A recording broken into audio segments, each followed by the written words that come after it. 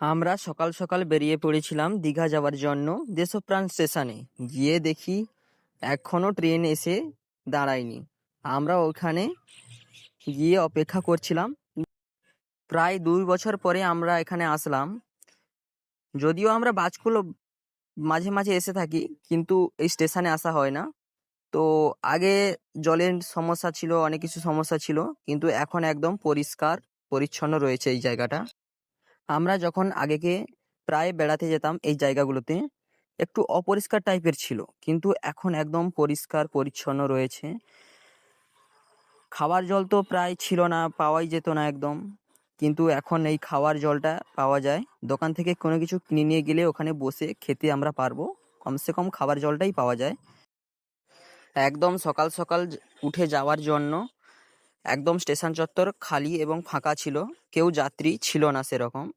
তাই কোলাহল নেই, একদম শান্ত পরিবেশ।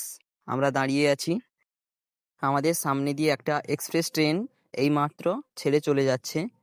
এটা সম্ভবত কোথাকার ট্রেন হবে এটা আমরা ঠিক বলতে পারছি না। তো তোমরা যদি কেউ জেনে থাকো অবশ্যই তোমরা কমেন্টে জানাবে। এটা বড় এক্সপ্রেস ট্রেন রয়েছে, আমাদের সামনে দিয়ে চলে যাচ্ছে, কিন্তু আমরা বুঝতেই পারছি না এটা কোথাকার ট্রেন। তো সামনে লেখা রয়েছে, অবশ্যই ট্রেনটা গতিতে যাচ্ছে, যার জন্য বোঝা যাচ্ছে না। এই এই এক্সপ্রেস ট্রেনটা আসার জন্য আমাদের ট্রেনটাও আটকে ছিল এতক্ষণ।